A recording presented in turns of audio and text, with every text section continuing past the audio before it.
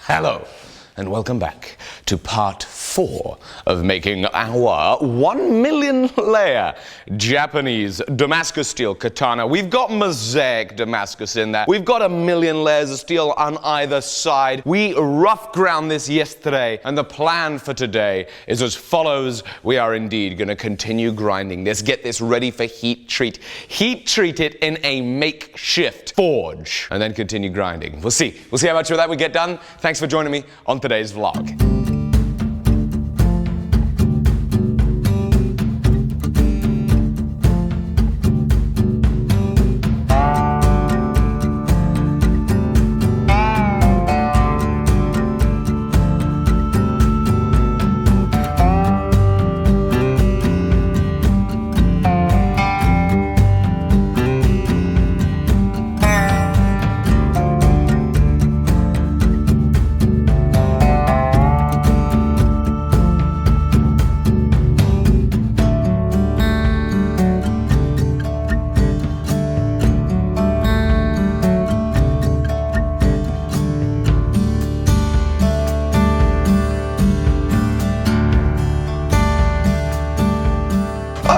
Dokily. So I have done a lot of grinding in the grinding room, and after quite a good number of hours and after making a lot of dust on the floor, I'm starting to get ready for heat treat. But before heat treat, you have a look at this, and I was having a look at this, and I was thinking to myself, gee whiz, I don't think there's enough bend in there. And so I hopped online, I had a little bit of a closer look at some photos, and I worked out really I couldn't see any that didn't have a bend that was less than about 1.5 centimeters, about 15 mil or 5/8 of an inch. And so of course, we need to do a little more curving to it, and we're going to use the forge that we started to build yesterday. So of course, in yesterday's episode, you saw me drill some holes in this piece of pipe, give it a little bit of a tack weld to this piece of channel section, and then fill this up with some refractory cement. This is our little basic forge.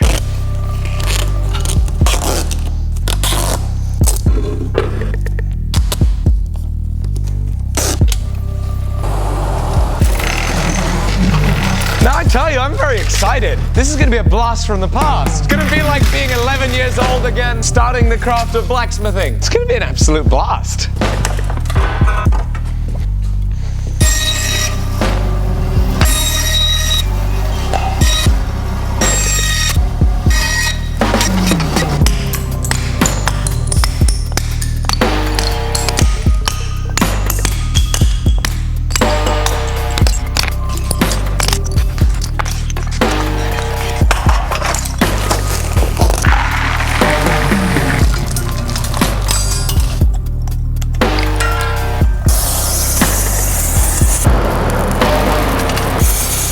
So now we have the coke forge running. The forge is nice and hot. I've got a good bed of hot coals here, or hot cokes, however you want to say, and I think we are about ready to start heating up this blade in it, painting it through, and getting this hot and oh, that's a hot coal, I just put my knee on, and getting this hot enough to get the bend that we need in it.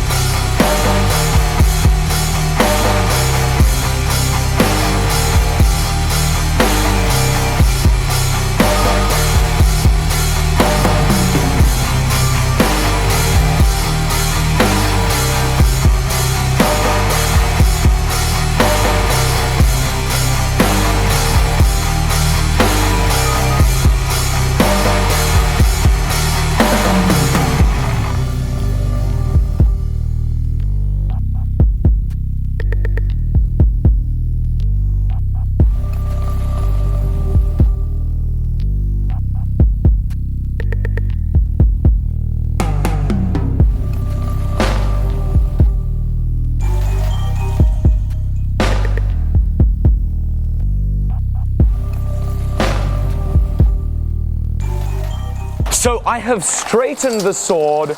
I've got a little extra bend in it. It's looking beautiful. How is this forge working out? The blower's a little underpowered, so I'm struggling getting enough air coming through. Another problem is that when you burn coke, the impurities, they sink down and they form what's called a clinker. And here in the UK, the coke supply that we have, certainly I can remember this from whenever it was that I used to use coke, we do not have the best coke, so there's a lot of clinker already forming, which means that with an underpowered blower blowing through it is becoming very difficult. I think it's going to be just fine for the quench. Speaking of which, here is a piece of steel tube. We're going to weld this to a piece of plate, and that is going to be our oil tank.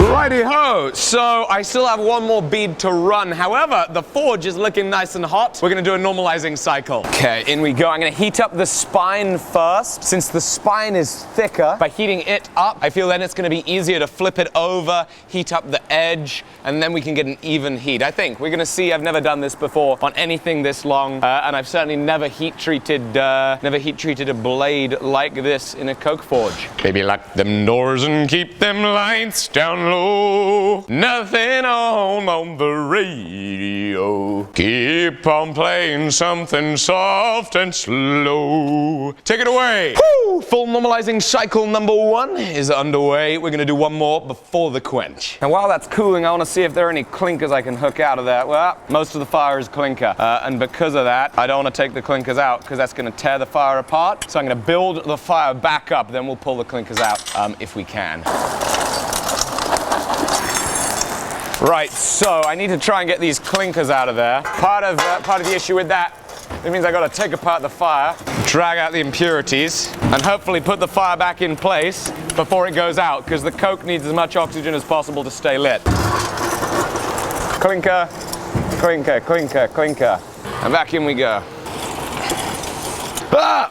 It's so hot. Okay, now the fire's back together and we got the clinkers out of there. It's just going to take a few more minutes to then get hot again. So now as I load up the forge a little bit, you see I'm putting the coke that's directly from the bag. Because it gets bagged after it's been rained on and such, it's all very moist and wet, which means that as we heat it up, it's not only steaming, but it's crackling and popping everywhere. It's unpleasant to be near to it. So I put that on first while we're letting the fire slowly build up, and then it's crackling and popping everywhere, and then by the time we then go into it, all the material that's spilled off the sides is dry, and we can use that to then feed it as we are having to be really nice and close to it and as we're working through. Ideally, this isn't the way you work a forge. Ideally, you slowly bring in your moist coke instead of putting it straight on top because you want to avoid the crackling. There's no way to slowly bring it in and dry it, so we're just forcefully drying it. So in my haste, of course, I got the clinkers mixed in with all the good coke. Here you can see what they look like. So even though the coke is like 99% pure carbon, there are still impurities. They sink down to the bottom of the forge and block up the oxygen from hitting the coke that needs it to burn. I used to do all my forging in coke fires, nothing like this, but the same kind of principle, and tending the fire is such an important skill when you're using the coke forges. Maybe lock them doors and keep them.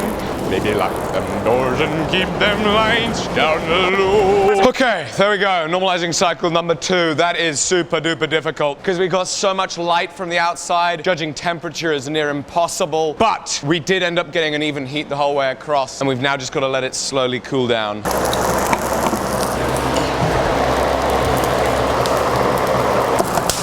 Let's hope it doesn't leak.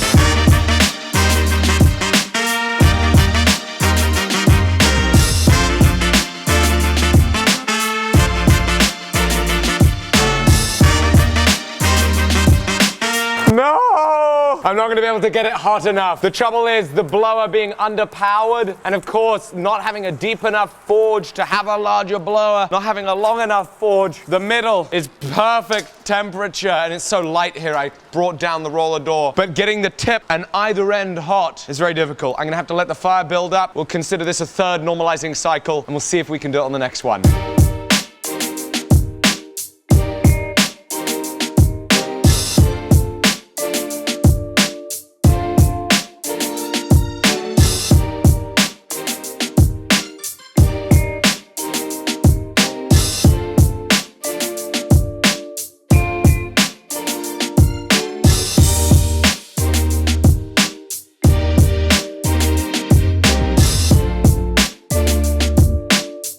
Okie dokie, that was a stressful moment. I think we're gonna be okay. It took so much time getting the heat right, but whew, that is difficult. Very, very difficult. You'll notice I didn't do this in the traditional style. There's no clay back on here. I'm not creating any hamon. I'm just trying to harden the whole thing. And the reason for it is we're making Damascus steel, and we want the Damascus steel pattern to show up nice and evenly the whole way through. And if you do a hamon, you're then going to end up in a discrepancy in contrast. As I've mentioned before, you get the better contrast when it's hardened. So if you have a soft back and a hard blade, you end up with less contrast on the back, on the spine, and more contrast on the blade. And I just don't want that to happen. We want it to be straight contrast the whole way through. And so I'm pretty sure that we're pretty straight. Yeah. Slight bow in it. We did what we could to straighten it. At this point, it's going to be extremely brittle, so I really have to be very careful with that. So I'm going to wipe down the excess oil, and now, again, this is extremely brittle. We're going to go into the tempering room. I'm going to grind all the surfaces, and then I'm going to try and work out very quickly how we can do a tempering cycle on this. Because obviously, my oven in the kitchen is not big enough to fit this in. You hear that high pitch? That's fantastic. This edge is hard. Woo!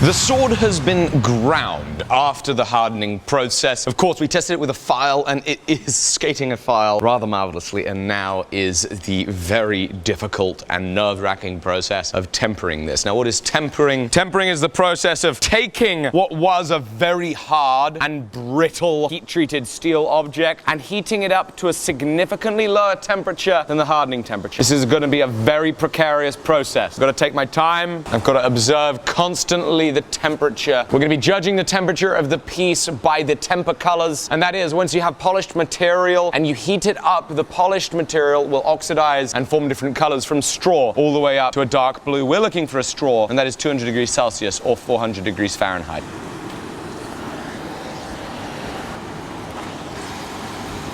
I've got to be really, really careful. You see here, just there in the middle, it's already got to the right temperature. We've just got to get that across the rest of the blade without exceeding the temperature here.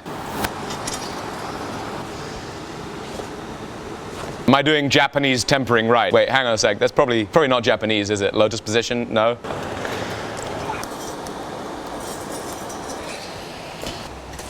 Okay, so we've tempered it. I got a little hot spot there where it's too hot. Not majorly worried about it anyway, since ideal tempering lasts a lot longer than what it is that we can do with our dying coke forge. This has been a nerve-wracking day. So while that's tempering, guess what arrived today? We have a special box. Yeah, okay.